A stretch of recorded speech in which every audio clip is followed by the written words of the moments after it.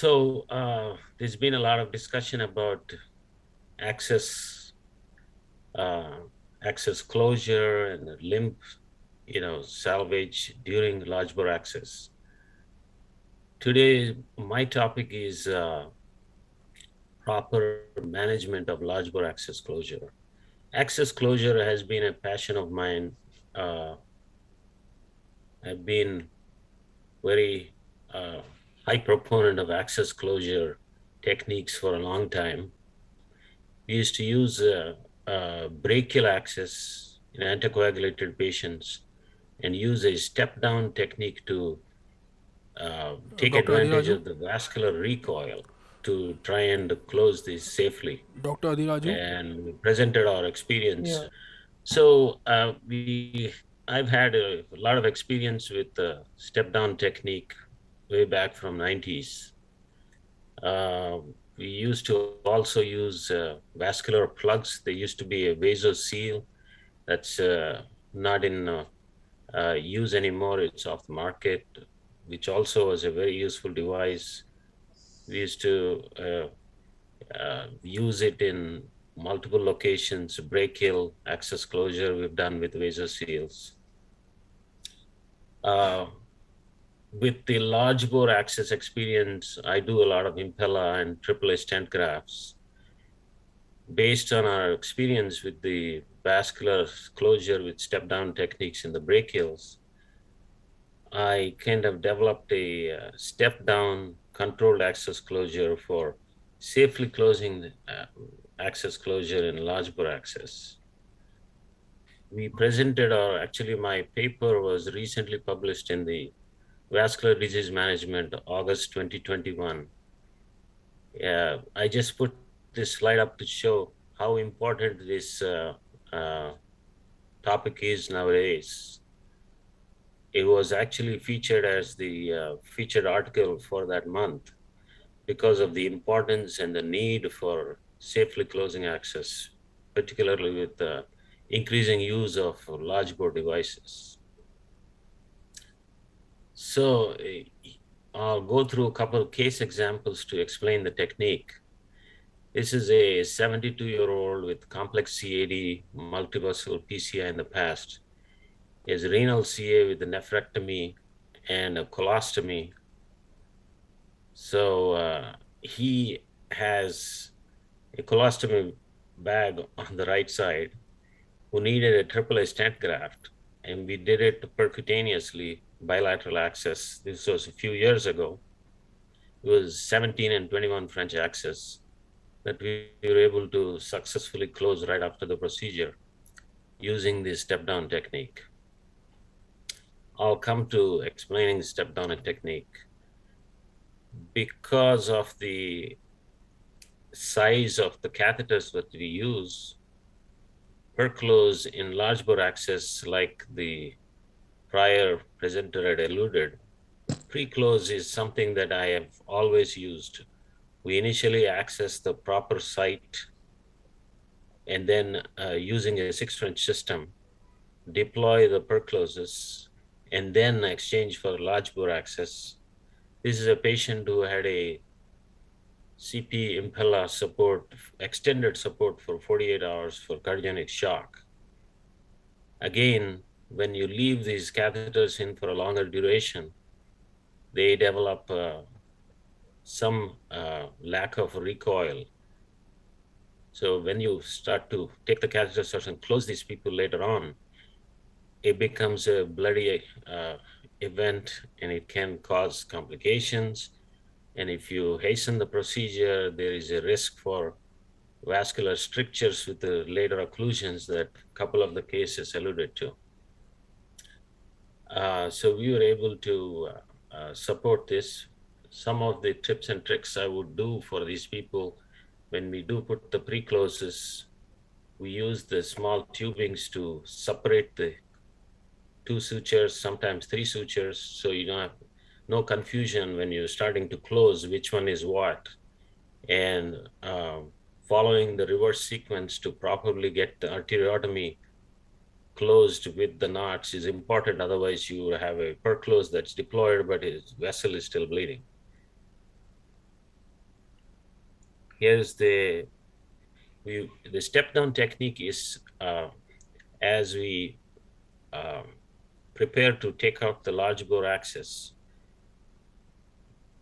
I do it with the wire alongside the impeller. So this is for impeller cases. We leave a wire in place as you pull out the impeller and then exchange the sheath for a 9 French sheath. This has two useful measures. One is you maintain access to the vascular lumen to be able to place additional sutures or a adjunct device like a minx or an angioseal to be placed if necessary. Also, by controlling the long end of the suture wire, you can maintain good hemostasis throughout the procedure and not have it bloody. You have to remember to not touch the white tip end because that will lock the suture.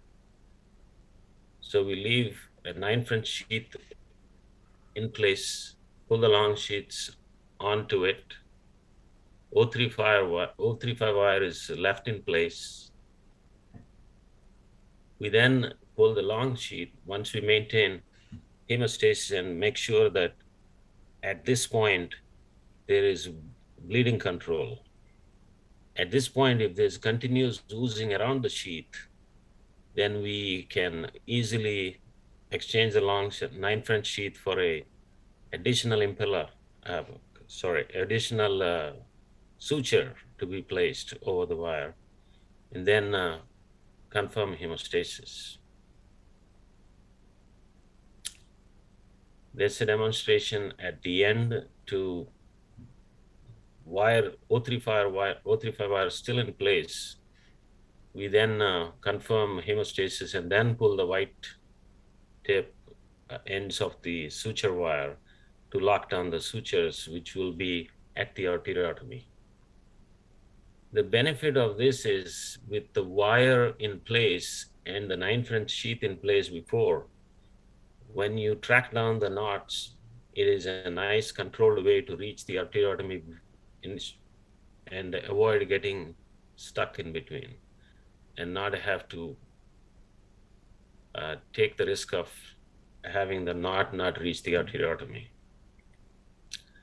Now the wire is pulled out with the suture still in place. Make sure you secure it.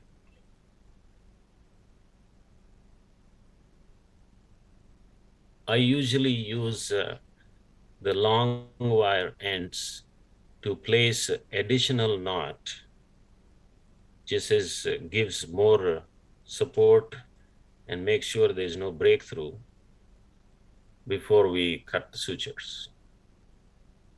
Here's the final access closure of this 14 French impeller sheath. And that's an anticoagulated patient. I'll share another.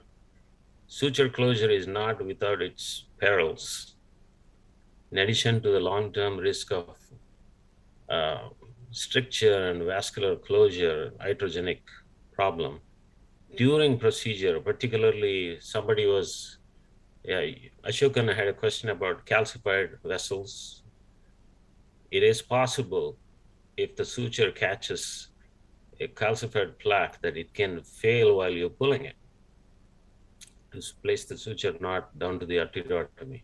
This is one case, as you can see, the suture knot came along with a piece of the vessel. If this happens and you don't have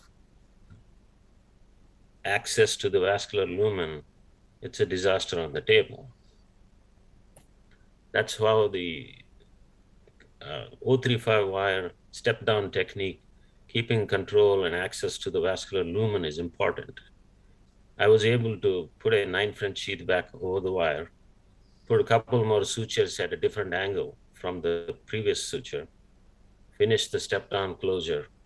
There was persistent bleeding, obviously, because of the additional hole that was created. We were able to track down, now it's a quadruple suture all over the wire so you can track it down to the arteriotomy. Pull the wire, once you made sure there's control, confirm bleeding control, and that's the end result on that case. Is another case, similar anticoagulated patient in cardiogenic shock who underwent emergent multivessel CAD. Again, when we access with a 6-minute sheath in patients like this, you're in a hurry to hemodynamically stabilize them, get the artery opened, that urge is there. What I would recommend is to control that urge, do the stepwise pre-close, exchange for a 14 French sheath, put the impella in place. That'll stabilize him hemodynamically, even before revascularization. Then you can finish the procedure. If necessary, leave the impella in place.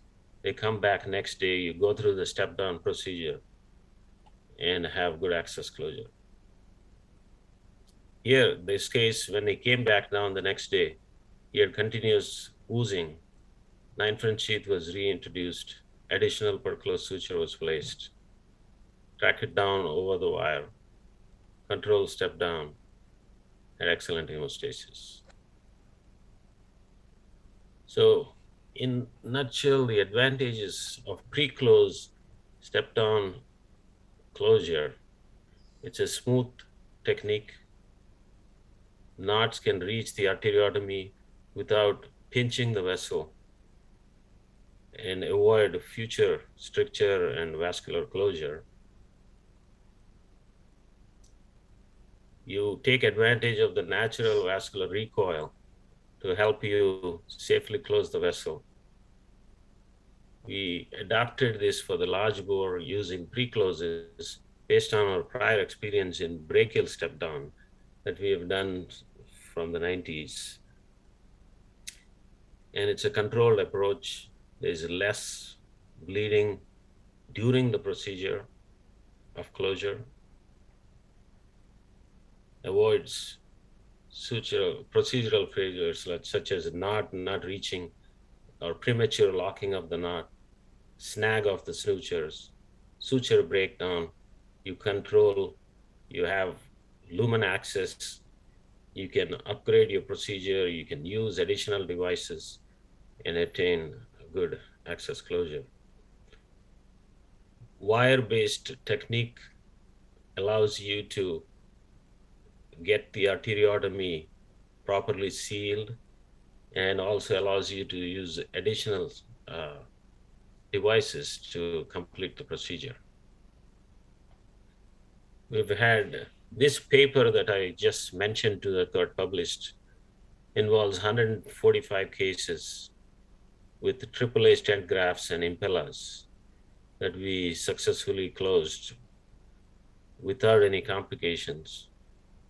One of the things I would like to mention, particularly in impella cases who we do extended impella for cardiogenic shock or hemodynamic support, vascular access site around the sheath thrombosis, even with anticoagulation and impella heparin, can happen. That's another issue where step-down access helps. When I do exchange and put the 9 French sheath, I usually inject the 9 French sheath to look for thrombus. If there is one, we can actually use the same 9 French sheath to aspirate the thrombus or go contralateral access across, up and around, take care of the thrombus, and then take the sheath out with the step-down closure. We have done that very successfully. And that's another advantage of this controlled step-down access closure. As I mentioned, we do convert to hybrid approach if necessary. We have had 13 cases to date where I've used minks along with the suture to complete the procedure for optimal bleeding control and hemostasis. I think I'll stop here and take questions. Thank you, Dr. Ramesh, for the excellent talk. And it's very essential to master this technique because we are started using large devices. And any points to be discussed, back to the panelist speakers.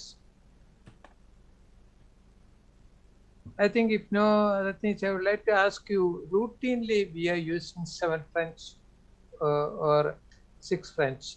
Do you use closure device in this situation? If they are anticoagulated patients, you've done angioplasty, then I do use perclose. It's a single perclose. You don't have to pre-close them. After the procedure, So, you femoral, you routinely use push PCI, all patients? No. We do radial too. And Yeah, no. actually, if you're using femoral route, do you use routinely all patients? Closure device, yes, for femoral. Yeah. Femoral all.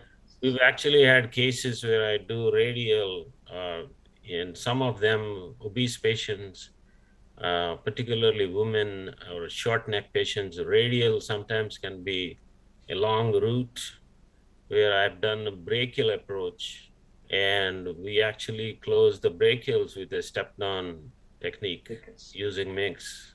Yeah.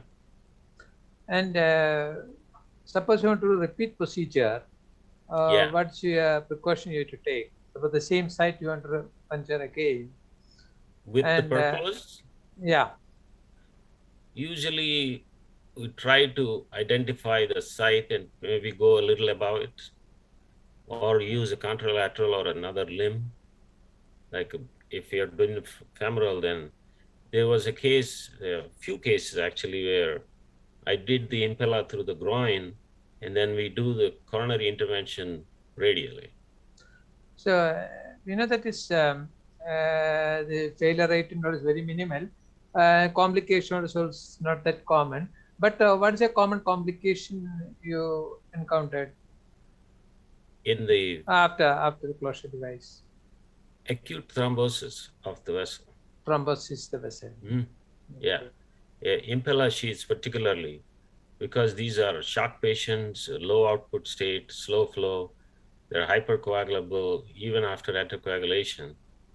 You sometimes see, not uncommonly when you see these patients, you take the impella out, there's a thrombus at the tip of the impella catheter. Dr. Rajan Patel, anything you would like to add here? Is available? Dr. Amarish, anything you want to add here? No, thank you. That was a very nice presentation. Okay. Thanks, Raj. Yeah, last question I'd like to say, you are talking about the thrombosis. Is it device related or suture related? I think it's patient related. Patient related. Okay, good, nice. So we had a great discussion, great talk, and thank you for all the speakers. Thank you so much.